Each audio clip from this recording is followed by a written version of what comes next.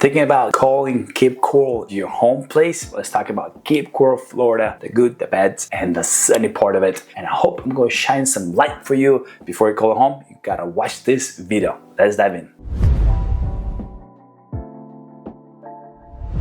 As I do with all my videos, I want to introduce myself. My name is Alek Petrov. I'm one of the local real estate agents here in Southwest Florida. The cool part about Cape Coral, Florida has over 400 miles of canal. So the good part of it, you have the living waterfront living, which doesn't cost. It's crazy if you go down to Naples, if you go down to even if it's Sarasota waterfront, and you have the access to the Gulf right away. And on top of that, it's affordable. It depends. Some areas it's pretty crazy. Some homes cost a lot of money.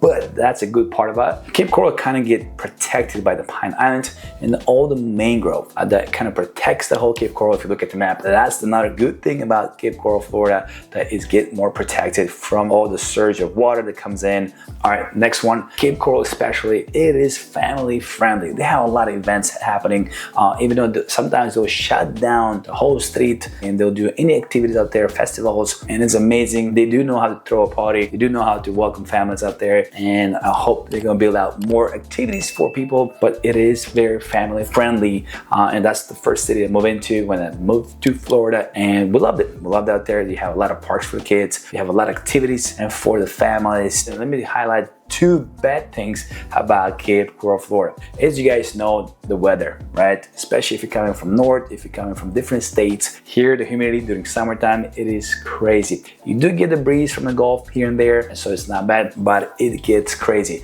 Top of that, mosquitoes. Cape Coral, it used to be a swamp. If you go look back in the history, it was swampy ground. So they built it up. That's why it has so many canals. That's why it has over 400 miles of canals, because it was a swamp. I would say the west side of it, like southwest, northwest of it, you still smell the swampy kind of air. That's where you get a lot of mosquitoes. That's where you get a lot of bugs in there. I would say it still is prone for having hurricanes. Number two bad part of it, it is your insurances, guys. It's kind of been crazy, especially after FEMA gotta change it out, the whole thing with the floods. Some areas they changed it to not flood zone, but majority of it, they got flood zone. So the insurances are crazy, especially if you're buying an older home. It's expensive on that part of it. As if you buy a newer home, it is crazy, but it's not bad, especially if you're coming from up north where you sold your house, you're buying here something cheaper. Another thing I want to say, the nightlife. That nightlife here is not there yet. They're working on it, just because you have to travel outside Cape Coral for nightlife. Yeah, there is some